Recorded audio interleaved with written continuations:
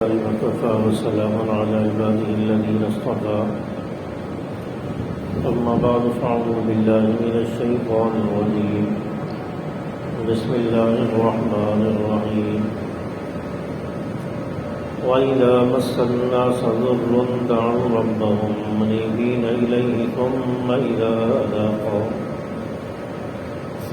إذا أذاقهم منه رحمة إذا فريق منهم بربهم يشركون ليكفروا بما آتيناهم فتمتعوا فسوف تعلمون أم أنزلنا عليهم سلطانا فهو يتكلم بما كانوا به يشركون صدق الله العظيم. وَإِذَا مَسَّ النَّاسَ ضُرٌّ دَعَوْا رَبَّهُمْ مُنِيبِينَ إِلَيْهِ، اور لوگوں کو جب کوئی مصیبت پہنچتی ہے تو اپنے رب کی طرف پوری طرح رجوع کرتے ہیں، منیبین الیہ، اور دعائیں کرتے ہیں. ثم اذا اذاقهم منه رحمة اذا فريق منهم بربهم يشركون، پھر اللہ تعالیٰ کی طرف سے جب نعمت مل جاتی ہے، اس کی رحمت کا ذائقہ چکھ لیتے ہیں. اذا فریق منہم بربہم یشرکون، پھر ان میں سے ایک جماعت اپنے رب کے ساتھ شرک کرنے لگتی ہے. لیکفروا بما آتیناہم، تاکہ اللہ کے دی ہوئی چیز کی ناشکری کریں. فتمتعوا فسوف تعلمون، بس اللہ تعالیٰ نے فرمایا کہ فائدہ اٹھاؤ، بس ان قریب تم شرک کا انجام جان لو گے. ام انزلنا علیہم سلطانا فہو یتکلم بما كانوا به یشرکون، کیا ہم نے تمہارے اوپر کوئی دلیل اتاری ہے کہ تم اللہ کے ساتھ کسی کو شریک ٹھہراؤ؟ یہاں پر انسان کی دو عادتیں بیان کی جا رہی ہیں کہ انسان جو ہے عموماً اس کی عادت یہ ہوتی ہے کہ جب اس کو کوئی مصیبت یا پریشانی پہنچتی ہے، کوئی بیماری پہنچتی ہے یا کوئی ایسا مسئلہ درپیش آ گیا کہ اب اس کا کوئی حل نہیں نکل رہا، چاروں طرف سے گھر چکا ہے، اب یہ شخص اللہ کی طرف رجوع کرتا ہے، اللہ سے مدد مانگتا ہے، پھر اللہ کو پکارتا ہے. یہاں تک کہ مشرک آدمی جو اللہ کے علاوہ کسی اور کی نظر و نیاز کرتا ہے، کسی اور کی قبروں پر چادریں چڑھاتا ہے اور کسی اور کے آگے جھکتا ہے اور کسی اور کے آگے اپنی عاجزی، اپنی جو ہے منتیں رکھتا ہے، اپنی چیز بات رکھتا ہے، تو جب یہ آدمی بھی کہیں مصیبت میں مبتلا ہو جاتا ہے تو یہ بھی پھر آخر میں اللہ کو پکار رہا ہوتا ہے، یہ بھی پھر اللہ کو ہی پکارتا ہے. اسی طرح ایک واقعہ آتا ہے کہ 3 آدمی کشتی میں سوار تھے، کشتی ایک بھنور میں پھنس گئی، ڈوبنے کے قریب ہو گئی، اور ہر ایک نے اپنے اپنے معبود کو پکارا، ہر ایک نے اپنا جو اس نے معبود بنایا ہوا تھا اس کو یاد کیا کہ ہماری کشتی بھنور سے نکل جائے، لیکن کشتی بھنور سے نہیں نکلی. پھر سب نے مشورہ کیا کہ ایک ہی معبود ہے جو مسلمانوں کا خدا ہے، اس کو پکار لیا جائے، ہو سکتا ہے کہ ہماری کشتی جو ہے اس بھنور سے نکل جائے اور ہم بچ جائیں. چنانچہ انہوں نے پھر اللہ کو پکارا، اللہ کو یاد کیا اور کہا کہ ہماری کشتی کو اس بھنور سے نکال دے، ہم آئندہ تیری عبادت کریں گے، تجھ سے ہی مدد مانگیں گے. چنانچہ اللہ تعالیٰ نے ان کی کشتی کو بھنور سے نکالا اور کنارے لگی اور ان کی جان بچ گئی. لیکن پھر جب جان بچ گئی پھر یہ واپس آئے تو انہوں نے پھر جو ہے مشرک جو معبود تھے، انہوں نے اللہ کے ساتھ جن کو شریک ٹھہرایا ہوا تھا ان کو جو ہے پکارنا شروع کر دیا، پھر اسی حالت میں آ گئے. تو اس لیے اللہ تعالیٰ نے فرمایا کہ اللہ کی طرف سے جب نعمت مل جاتی ہے، جب حاجت پوری ہو جاتی ہے، تو پھر یہ لوگ واپس شرک کی طرف آ جاتے ہیں، پھر جو ہے دھوکہ دے دیتے ہیں، پھر یہ اللہ کے علاوہ کسی اور کو پکارنا شروع کر دیتے ہیں۔ اور مشکل وقت میں جو یاد آتا ہے یا مشکل وقت میں جو آدمی کام آتا ہے، اصل حقیقی دوست اور حقیقی جو ہے کام آنے والا یا حقیقی محبت کرنے والا آدمی وہی ہوتا ہے۔ آج انسان کہتا ہے کہ کسی کو دوست بنایا ہے تو اس کا پتہ اس وقت چلے گا کہ جب مشکل وقت آئے گا کہ واقعی دوستی میں مخلص ہے یا اوپر سے دعوے کر رہا ہے دوستی کے۔ تو مشکل وقت میں انسان کو دوست کا بھی پتہ چلتا ہے، ایک دوسرے کا پتہ چلتا ہے، تو انسان عموماً یہ کہتا ہوا نظر آتا ہے کہ دوستی کے دعوے تو بڑے کرتے ہو، مشکل وقت آئے گا تو پتہ چلے گا کہ کتنی تمہارے دعوے میں صداقت ہے اور کتنے اچھے دوست ہو۔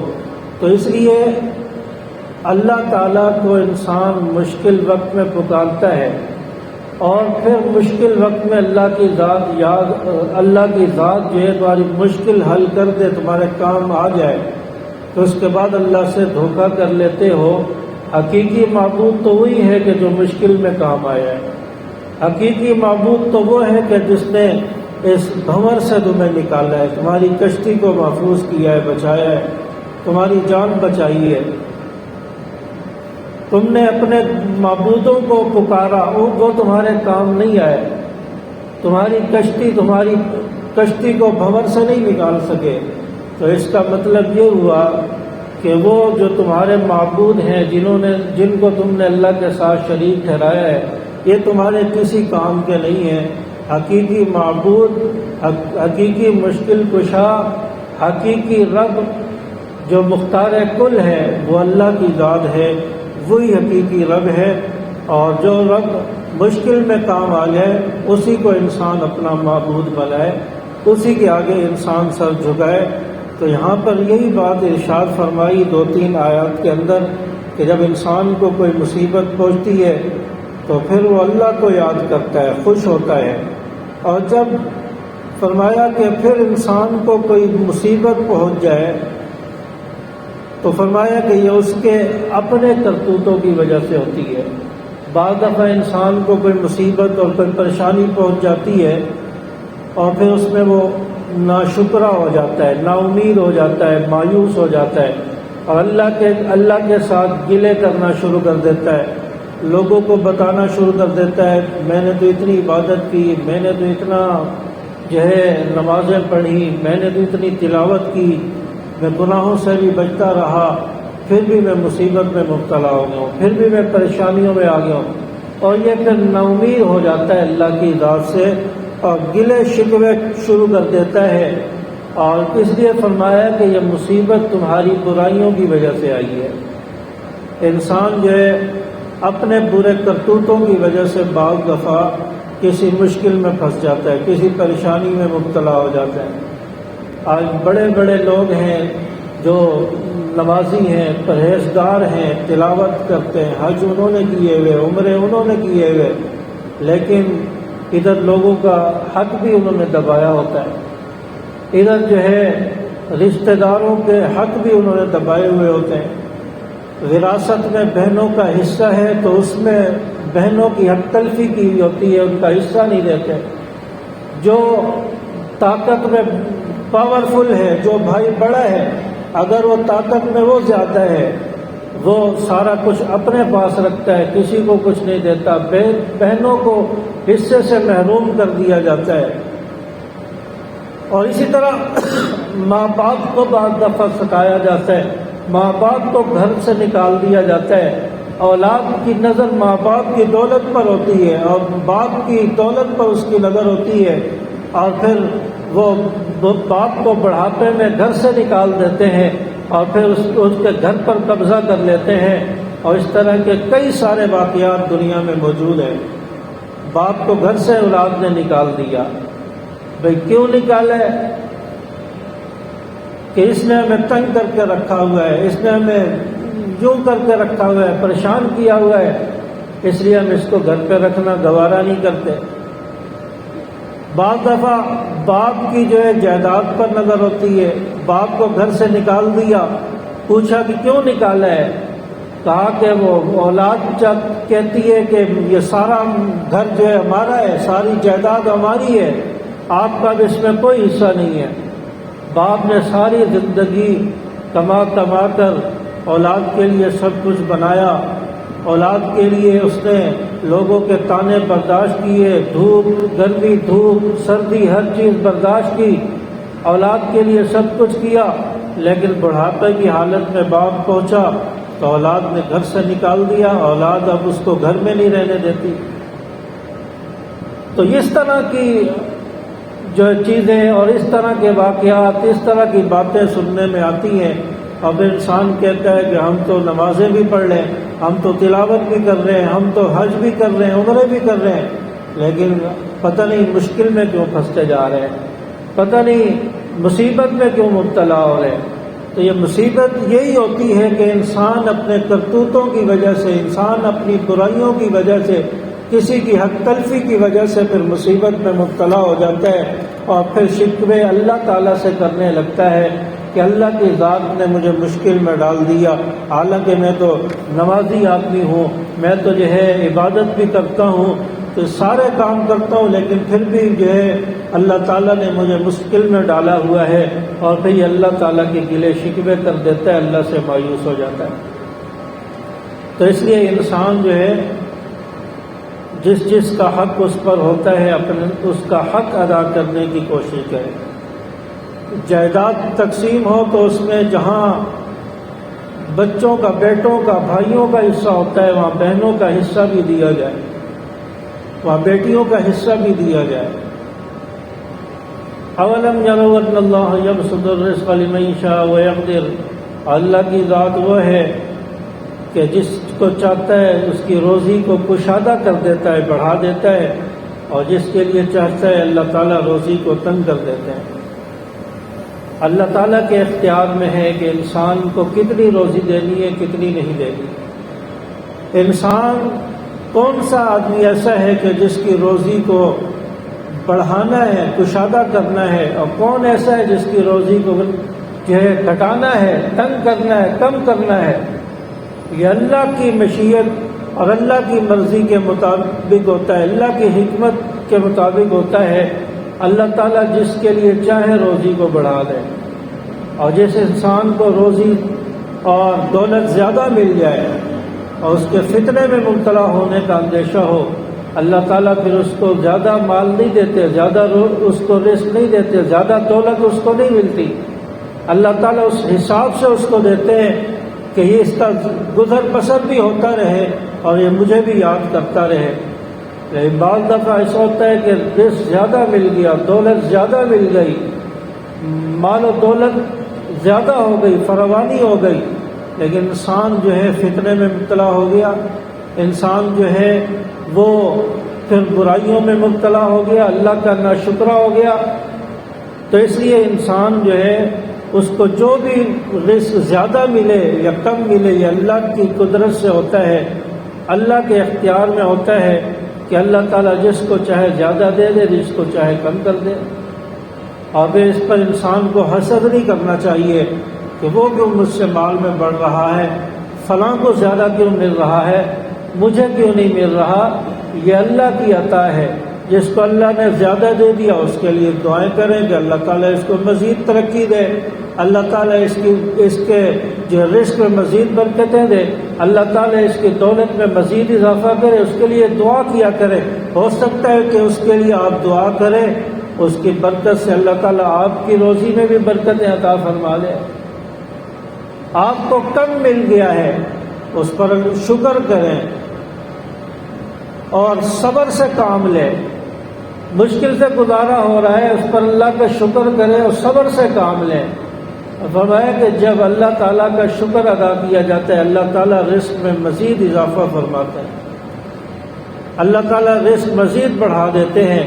اس لیے اس معاملے میں ایک دوسرے سے حسد نہیں کرنا چاہیے، ایک دوسرے کو جو ہے بری نظروں سے نہیں دیکھنا چاہیے کہ یہ کیوں مجھ سے آگے بڑھ رہا ہے، میں کیوں نہیں آگے بڑھ رہا۔ تو اللہ تعالیٰ کی طرف سے یہ عطا ہوتی ہے، کس کو کتنا دے دے، کس کو کم دے دے، یہ اللہ کی طرف سے ہوتا ہے۔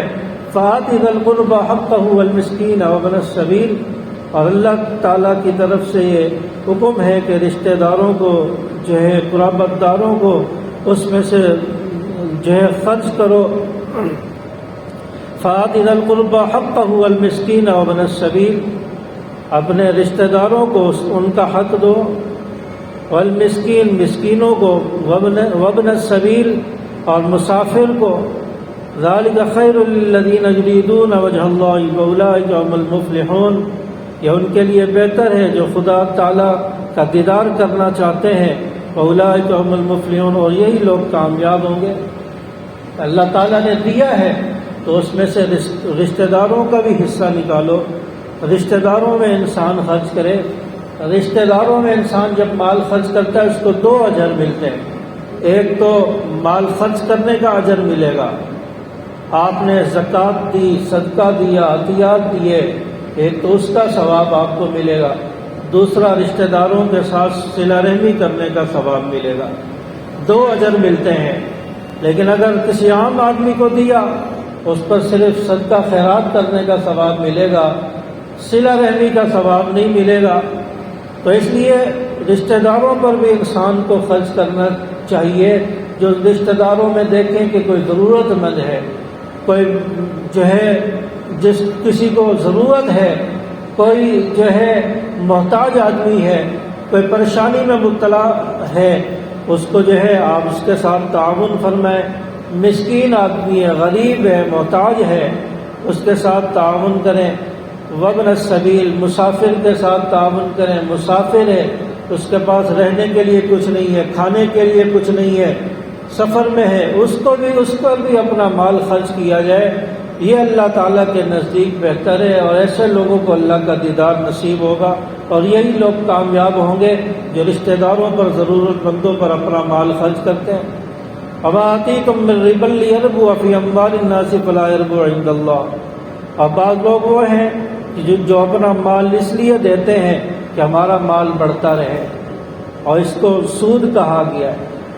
مال جو ہے، اپنا مال، اپنا پیسہ کسی ایسے کام میں لگا دیا کہ ہمارا پیسہ بڑھتا رہے، ہمارا مال بڑھتا رہے۔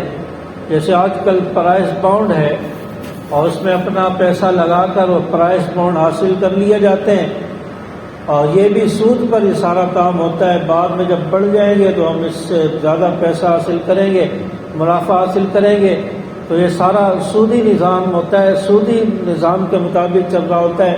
تو یہ پرائز بانڈ کا جو کام ہے یہ بھی جو ہے حرام ہے، اس کو بھی سود کہا گیا ہے۔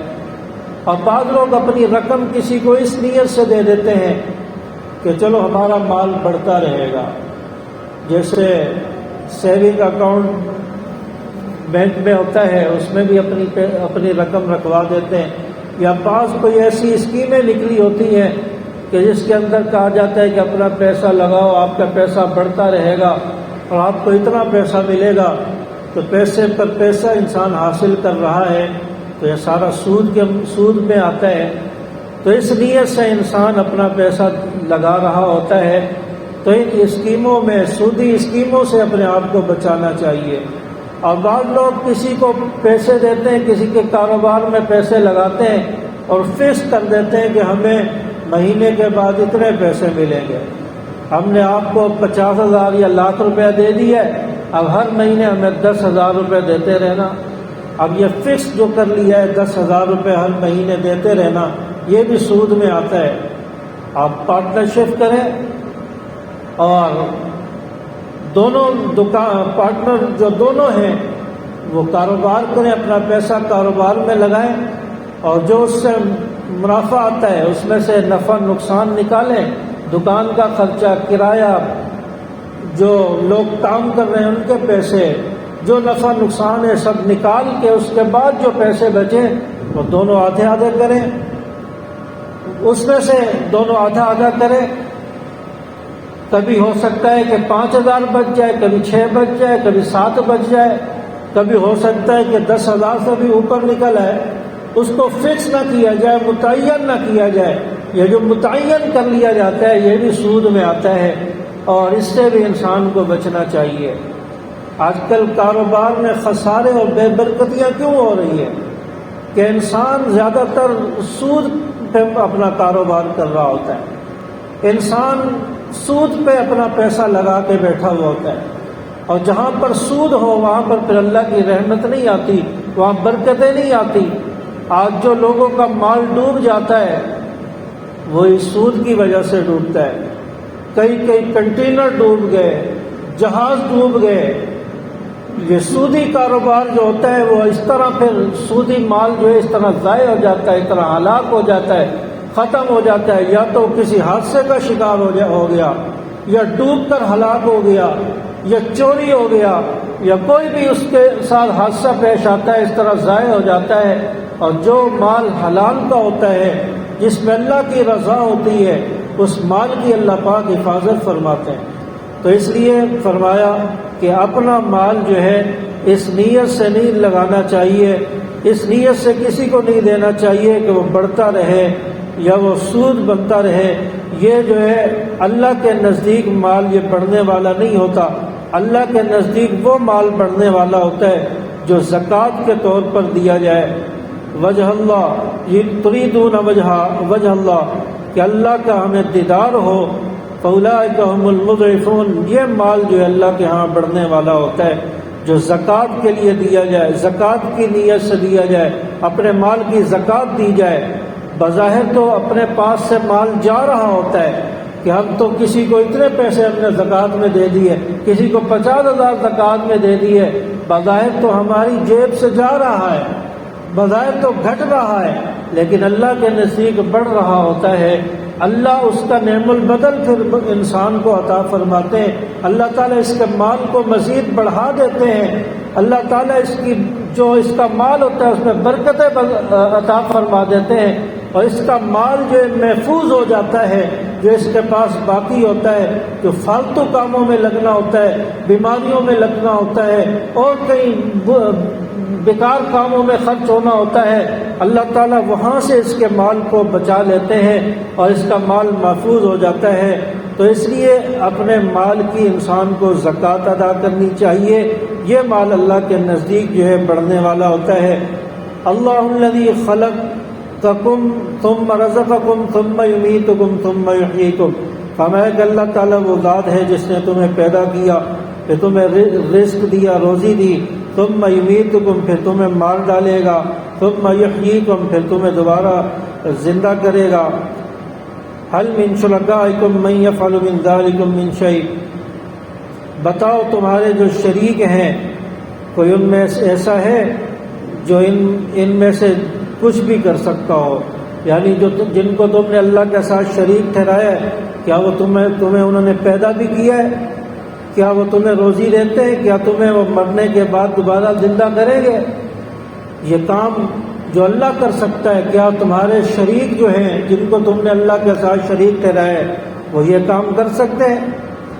سبحانہ وتعالی عما یشرکون، خدا تعالیٰ کی ذات پاک ہے، برتر ہے، اس کے ساتھ ہر ایک اس شریک سے جو یہ لوگ مقرر کرتے ہیں، جو جنہوں نے اللہ کے ساتھ معبود بنائے ہوئے ہیں، اللہ کی ذات اس سے پاک ہے، یعنی شرک سے پاک ہے۔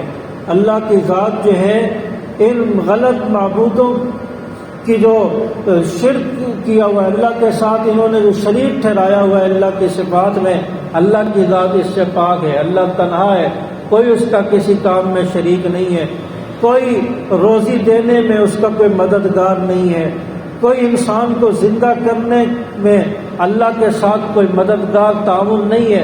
اللہ کی ذات یکتا ہے، سب کچھ وہ خود ہی کر سکتا ہے، وہ خود سب کچھ کرتا ہے اور کوئی اس کا شریک نہیں ہے۔ اللہ کی ذات یہ مشرکانہ چیزوں سے کوئی اس کی صفات میں شریک ہو، اللہ کی ذات اس سے پاک ہے۔ اللہ یکتا ہے، اکیلا ہے، اس لیے انسان کو جو ہے ہر وقت اللہ کی طرف دھیان رکھنا چاہیے، اللہ کے ساتھ انسان کو جو ہے اپنی امیدیں وابستہ رکھنی چاہیے۔ اللہ تبارک و تعالی ہمیں سمجھ عمل کی توفیق عطا فرمائے۔